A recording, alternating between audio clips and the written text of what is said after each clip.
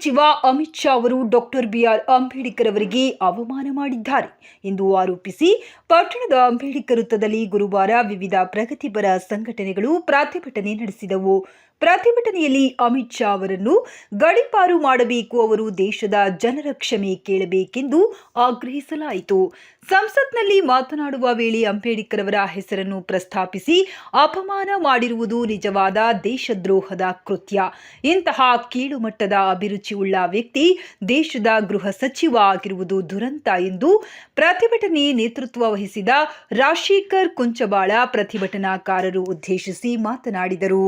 ಈ ಸಂದರ್ಭದಲ್ಲಿ ಚಂದ್ರಕಾಂತ್ ಸಿಂಗೆ, ದಸ್ತಗಿರಿ ಮುಲ್ಲಾ, ಪರಶುರಾಮ್ ಕಾಂಬ್ಳಿ, ಸಂತೋಷ್ ಹರನಾಳ, ಮೆಹಬೂಬ್ ಸಿಂದಗೀಕರ್, ಶ್ರೀಶೈಲ ಜಾಲವಾದಿ, ಅಶೋಕ್ ಸುಲ್ಫಿ, ಸಾಹೇಬಣ್ಣ ಪುರದಾಳ, ಮಹಾವೀರ ಸುಲ್ಫಿ ಮತ್ತು ಜಯಶ್ರೀ ಅದ್ದನೂರ, ಶರಣಮ್ಮ ನಾಯಕ್, ಅಂಬಿಕಾ ಪಾಟೀಲ್ ಇನ್ನು ಅನೇಕ ಪ್ರಗತಿಪರ ಸಂಘಟನೆಯ ಮುಖಂಡರು ಉಪಸ್ಥಿತರಿದ್ದರು.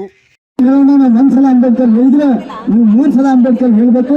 ಈ ಮಾತು ಅಮಿತ್ ಶಾ ಅವರಿಗೂ ಕೇಳಬೇಕು ಅಂತಕ್ಕಂಥ ಮಾತನ್ನು ಹೇಳ್ತಾ ಈ ಮನವಿಯನ್ನು ಕೊಡೋದ್ರ ಮುಖಾಂತರ ಈ ಕಾರ್ಯಕ್ರಮವನ್ನು ಮುಕ್ತಾಯ ಗೊಳಿಸಿದೆ. ಅಂಬೇಡ್ಕರ್ ಅಂಬೇಡ್ಕರ್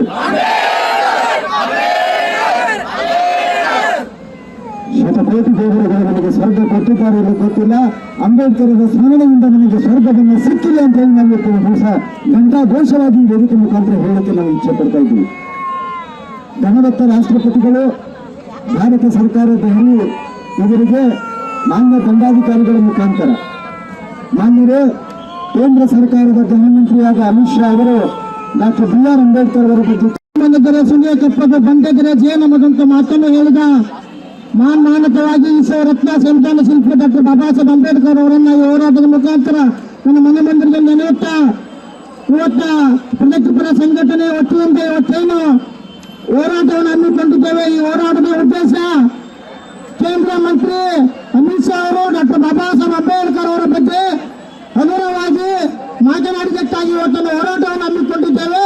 ಈ ಹೋರಾಟದ ಉದ್ದೇಶ ನಾವು ಇವತ್ತು ಸಂಜೀವಿ ತಾಲೂಕಿನಿಂದ ಹೇಳಕ್ ಇಷ್ಟಪಡ್ತಾ ಇದ್ದೀವಿ.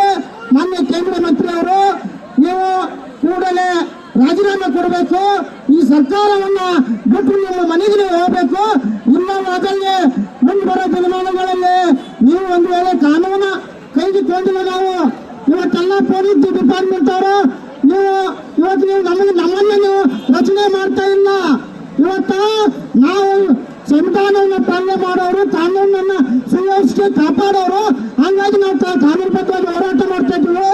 ಒಂದು ವೇಳೆ ಮುಂದೆ ಬರೋ ತೀರ್ಮಾನಗಳು ಇಂಥ ಅಮಿತ್ ಶಾ ಅಂತವರ ಬಾಯಿ ಮುಚ್ಚಲಿಲ್ಲ ಅಂದ್ರೆ 1818ರಲ್ಲಿ ಭೀಮಾ ಕೋರಿಟವನ್ನು ಮಾಡುವ ಕಲ್ಪಿಸಿ ಇವತ್ತು ಇಷ್ಟಪಡ್ತೀನಿ ಬಂಧುಗಳು. ಹಂಗಾಗಿ ಈ ಹೋರಾಟ ಮುಂದೆ ಬರೋ ತೀರ್ಮಾನಗಳಲ್ಲಿ ನರಳುತ್ತಿರುವ ಈ ನನ್ನ ಸಮಾಜ, ಈ ದೇಶವನ್ನು ಆಳಬೇಕೆನ್ನುವುದೇ, ನನ್ನ ಕಣ್ಣಾರೆ ನೋಡಬೇಕೆನ್ನುವುದೇ ನನ್ನ ಪರಮ ಗುರಿ ಎಂಬ ಮಾತನ್ನು ಹೇಳಿರ್ತಕ್ಕಂಥ ಡಾಕ್ಟರ್ ಬಾಬಾ ಸಾಹೇಬ್ ಅಂಬೇಡ್ಕರ್ ಅವರನ್ನು ಈ ಸಂದರ್ಭದಲ್ಲಿ ಸ್ಮರಿಸುತ್ತಾ, ಬಂಧುಗಳೇ, ಇವತ್ತೇನು ಪ್ರಗತಿಪರ ವತಿಯಿಂದ ಇವತ್ತು ಹೋರಾಟವನ್ನು ಸಿಂಧಿಗೆಯಲ್ಲಿ ಹಾಕೊಂಡಿದ್ದೀವಿ. ಇದು ಹೋರಾಟ ಇಷ್ಟಕ್ಕೆ ನಿಂದ್ರಲ್ಲ. ಏನು ಕೇಂದ್ರದಲ್ಲಿ ಇರ್ತಕ್ಕಂಥ ಒಬ್ಬ ಗುಂಡಾ ರೌಡಿ, ಒಬ್ಬ ಗಡಿಪಾರ್ ವ್ಯಕ್ತಿ ಅಂಬೇಡ್ಕರ್ ಅವರ ಬಗ್ಗೆ ಅವಹೇಳನಕಾರಿ ಮಾತಾಡಿದ್ದಾನಲ್ಲ, ಆ ಮಗ ಯಾರು ನಾನು ಮಂತ್ರಿ ಆಗಿದ್ದೀನಿ, ಯಾರು ಇದು ಯಾರು ಕೊಟ್ಟ ಭಿಕ್ಷೆ ಅಲ್ಲದೆ ಇವತ್ತು ಮರ್ತಾನ.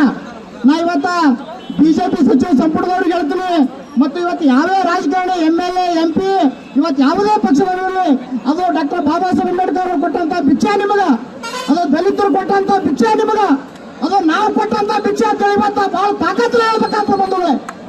ಯಾಕಂದ್ರೆ ಇವತ್ತ ಯಾವುದೇ ಪಕ್ಷದವರಲ್ಲಿ ಇವತ್ತ ಜಾತಿವಾದಿ ಮನವಾದಿಗಳು ಇವತ್ತ ನಾವು ದಲಿತರು ಕೊಟ್ಟಂತ ಭಿಕ್ಷದಿಂದ ಇವತ್ತು ರಾಜಕಾರಣ ಮಾಡ್ತಾರೆ ಅಂತೇಳಿ ಇವತ್ತು ಬಹಳ ಹೆಮ್ಮೆಯಿಂದ ಹೇಳ್ಬೇಕಾಗ್ತವ. ಇವತ್ತು ಅಲ್ಲಿ ಹೋಗಿ ಈ ದೇಶಕ್ಕೆ ಸಂವಿಧಾನ ಕೊಟ್ಟಂತ ಒಬ್ಬ ಡಾಕ್ಟರ್ ಬಾಬಾ ಸಾಹೇಬ್ ಅಂಬೇಡ್ಕರ್ ಅವರಿಗೆ ಮಾತಾಡೋಕೆ ನಾಚಿಕೆ ಬರಲ್ರಿ ಅವರಿಗೆ. ಅದೇನೋ ಹಳ್ಳಿ ಭಾಷೆಗಳಿಗೆ ಹೇಳ್ತಾರ, ಮುಂದಾಗಲ್ಲ ಹುಚ್ಚವಾಯ್ರಿ ಸೊಳ್ಳೆ ಮಗ ಅಂತೇಳಿ. ಅಂತದ್ ಯಾರಾದ್ರೂ ಇದ್ರ ಅಮಿತ್ ಶಾ ಅಂತಕ್ಕಂಥ ಮಾತನ್ನು ಇವತ್ತ ಧೈರ್ಯದಿಂದ ಹೇಳ್ಬೇಕಂತ ಬಂಧುಗಳೇ. ಇವತ್ತೇನು ಪ್ರಧಾನಮಂತ್ರಿ ಅವರು ಮೋದಿ ಅವರು ತಕ್ಷಣ ಅವರಿಗೆ ರಾಜೀನಾಮೆ ತಗೋಬೇಕು, ರಾಜೀನಾಮೆ ಕುಡಿಸಲೇ ಹೋಗಿದ್ರ ಅವ್ರಿಗೂ ಅದಕ್ಕೆ ಕುಂಭಕದ ಅಂತೇಳಿ ಇವತ್ತು ಅವ್ರ ವಿರುದ್ಧ ಇವತ್ತು ದಲಿತ ಸಂಘರ್ಷ ಸಮಿತಿ ಪ್ರಗತಿಪರ ಚಿಂತಕರು ಹೋರಾಟ ಮಾಡಕ ಅದಾರ ಅಂತಕ್ಕಂಥ ಮಾತನ್ನು ಇವತ್ತ ಹೇಳುತ್ತಾ, ತಕ್ಷಣ ಇವತ್ತ ಮಾನ ಮರ್ಯಾದೆ ಇದ್ರ ಇವತ್ತು ತಕ್ಷಣ ಅವರಿಗೆ ಗೃಹ ಸಚಿವರಾಗಿರ್ತಕ್ಕಂಥ ಅಮಿತ್ ಶಾ ಅವರು ತಕ್ಷಣ ರಾಜಾರಾಮ್ ಕೊಡ್ಲಿಲ್ಲ ಅಂದ್ರ ಪ್ರಗತಿಪರ ಚಿಂತಕರು ನಿನಗೆ ದಿಲ್ಲಿಗೆ ಬಂದು ವಾಚ ರಾಜಾರಾಮ್ ಕೊಡ್ತೀವಿ ಅಂತಕ್ಕಂಥ ಮಾತಿನ ಸಂದರ್ಭದಲ್ಲಿ ಹೇಳಿ ನಾನು ಮಾತಾಡಲಿಕ್ಕೆ ಅವಕಾಶ ಮಾಡಿಕೊಡ್ತಕ್ಕಂಥ ಎಲ್ಲ ದಲಿತ ಪರ ಹೋರಾಟಗಾರರಿಗೆ ಜೈ ಭೀಮ್ ವಂದನೆಗಳು ಹೇಳ್ತಾ ನಾನು ಎರಡು ಮಾತು ಮುಗಿಸ್ತೇನೆ. ಜೈ ಸಂಸತ್ನಲ್ಲಿ ಒಬ್ಬ ನಾಯಕ ಚಂಡ ಏನು ಅಮಿತ್ ಶಾ ಬಾಬಾ ಸಾಹೇಬರ ಬಗ್ಗೆ ಅವಹೇಳನಕಾರಿ ಮಾತಾಡಿದವನೇ. ಆ ಅಮಿತ್ ಶಾ ಒಂದು ಮಾತನ್ನು ಹೇಳಕ್ಕೆ ಇಷ್ಟಪಡ್ತಾ ಇದ್ದೇನೆ ಬಂಧುಗಳೇ. ಅಮಿತ್ ಶಾ ನಾನು ಒಬ್ಬ ಬಿಜೆಪಿ ಕಾರ್ಯಕರ್ತ ಇದ್ದೀನಿ. ಮುಂದಿನ ದಿನಮಾನಗಳಲ್ಲಿ ಏನಾದರೂ ನೀನು ಸಮಯ ಆಚರಿಸದೆ ಹೋದ ಪಕ್ಷದಲ್ಲಿ ಮಗನೇ ಡಾಕ್ಟರ್ ಬಾಬಾ ಸಾಹೇಬ್ ಅಂಬೇಡ್ಕರ್ ಅವರು ಬರೆದಿರ್ತಕ್ಕಂಥ ಸಂವಿಧಾನ ಅಡಿಯಲ್ಲಿ ಅಲ್ಲಿ ಕುಂತಿ ಬಾಬಾ ಸಾಹೇಬ್ ಸಂವಿಧಾನ ಇದಿಲ್ಲಪ್ಪ ತಂದ್ರೆ ನೀನು ರಕ್ತ ಬಾಪಟ್ಟು ನಾನು ಮಾತು ಹೇಳ್ತಾ ಇದ್ದೀನಿ ಬಂಧುಗಳು. ಯಾಕಪ್ಪಂದ್ರೆ ನೀನು 300 ಕೋಟಿ ದೇವರುಗಳಿಂದ ಚುನಾಯಿತಾಗಿ ಬಂದಿಲ್ಲ. ನಮ್ಮ ಅಪ್ಪಗಳು ಬಾಬಾ ಸಾಹೇಬ್ ಡಾಕ್ಟರ್ ಬಾಬಾ ಸಾಹೇಬ್ ಬರೆದಂತ ಸಂವಿಧಾನ ಮುಖಾಂತರ ನೀನು ಆಚೆ ಬಂದು ಆ ಕುರ್ಚಿಗೆ ಒಂದು ಬೆಲೆ ಆದಂತ ಹೇಳ್ತಕ್ಕಂಥ ಈ ಮಾತು ಹೇಳ್ತಾ ಇದ್ದೀನಿ ಬಂಧುಗಳೇ. ಹಾಗೆ ಮುಂದಿನ ನಿರ್ಮಾಣಗಳಲ್ಲಿ ಯಾವುದೇ ಪಕ್ಷ ಇರಲಿ ಯಾವುದೇ ವ್ಯಕ್ತಿಯಾಗಿರ್ತಕ್ಕಂಥ ಯಾವುದೇ ಬಾಬಾ ಸಾಹೇಬ್ರ ಬಗ್ಗೆ ಅವಹೇಳನಕಾರಿ ಮಾತಾಡಿದ್ರೆ ವ್ಯಕ್ತಿನೇ ತಂತ್ರ ಗ್ಯಾರಂಟಿ ಇರ್ತಕ್ಕಂಥ ಈ ವೇದಿಕೆ ಮುಖಾಂತರ ಹೇಳ್ತಾ ನಾನು ಮಾತನ್ನು ಮುಗಿಸ್ತಾ ಇದ್ದೀನಿ ಬಂಧುಗಳೇ. ಜೈ ಭೀಮ್. ನಮ್ದು ದುರಂತ ಅಂತ ಹೇಳಿ ಈ ಸಂದರ್ಭದಲ್ಲಿ ಹೇಳ್ಬೇಕಾಗ್ತದ. ಯಾಕಪ್ಪ ಈ ಮಾತು ಹೇಳ್ತಾ ಇದ್ದೀನಿ ಅಂದ್ರೆ ಅಮಿತ್ ಶಾ ಅವರೇ ನಿಮ್ಮ ದಾಟಿಯಲ್ಲಿ ಹೇಳ್ತಾ ಇದ್ದೀನಿ. ನೀವು ದೇವ್ರು ಅನ್ರಿ, ಜೋಕ್ಯ ಅನ್ರಿ, ನೀವು ಯಾರಿಗಾರ ಬೇಡ್ಕೋರಿ, ಆದ್ರೆ ನಮ್ದು ಏನು ತಕರಾರಿಲ್ಲ. ಆದ್ರೆ ಅಂಬೇಡ್ಕರ್ ಅವರ ಅನುಯಾಯಿಗಳು, ಅಂಬೇಡ್ಕರ್ ಅವರ ಹಿತೈಷಿಗಳು ಅಂಬೇಡ್ಕರ್ ಹೆಸರು ಹೇಳಿದ್ರೆ ನಿಮಗೆ ಮೆಣಸಿನಕಾಯಿ ಹೊಡಿತಾರೆ ಈ ಸಂದರ್ಭದಲ್ಲಿ ನಾನು ಪ್ರಶ್ನೆ ಮಾಡ್ತಾ ಇದ್ದೀನಿ ಬಂಧುಗಳೇ. ಇವತ್ತ ನಾವು ಅಮಿತ್ ಶಾ ಅವರಿಗೆ ಇವತ್ತ ಅಮಿತ್ ಶಾ ಒಬ್ಬರೇ ಮಾಡ್ಲಕ್ಕಿಲ್ಲ, ಅನೇಕ ಜನ ಕೂಡ್ಕೊಂಡು ಇವತ್ತ ಅನೇಕ ಬಾರಿ ಅಂಬೇಡ್ಕರ್ ಅವರು ಅಪಮಾನ ಮಾಡ್ಯಾರ, ಸಂವಿಧಾನಕ್ಕೆ ಅಪಮಾನ ಮಾಡ್ಯಾರ. ಆದ್ರೂ ನಾವು ಸುಮ್ಮನೆ ಇಲ್ಲಕತ್ತೀವಿ. ಆದ್ರ ಮಾನ್ಯ ಅಮಿತ್ ಶಾ ಅವರೇ, ನಿಮಗ ಈ ಏನಾದ್ರೂ ಈ ಮುಗ್ಧ ಜನ ರೊಚ್ಚಿಗೆ ನಿತ್ರ ನೀವು ಯಾರು ಬದುಕು ಉಳಲತ್ತಕ್ಕಂಥ ಎಚ್ಚರಿಕೆ ಕೂಡ ಈ ಸಂದರ್ಭದಲ್ಲಿ ನಾನು ಹೇಳ್ಬೇಕು. ಮಾನ್ಯ ಪ್ರಧಾನಮಂತ್ರಿ ಅವರಿಗೆ ಒಂದು ಮನವಿಯನ್ನು ಮಾಡ್ತಾ ಇದ್ದೀನಿ. ನೀವೇನಾದ್ರೂ ಅಂಬೇಡ್ಕರ್ ಅವರ ಸಂವಿಧಾನಕ್ಕ ತಲೆಬಾಗಿರಿ, ಅಂಬೇಡ್ಕರ್ ಅವರಿಗೆ ನಮಸ್ಕರಿಸಿರಿ. ಆದ್ರ ನಿಮಗೆ ಜನರ ನೀವೇನಾದ್ರೂ ಅಂಬೇಡ್ಕರ್ ಅವ್ರ ಬಗ್ಗೆ ಕಾಳಜಿ ತೋರಿಸ್ಬೇಕಾಗಿತ್ತಂದ್ರ ನಿಮ್ಮ ಸಂಪುಟದಿಂದ ವಜಾ ಮಾಡ್ಬೇಕಂತೇಳಿ ನಾನು ಈ ಸಂದರ್ಭದಲ್ಲಿ ಆಗ್ರಹ ಮಾಡ್ತಾ ಇದ್ದೀನಿ.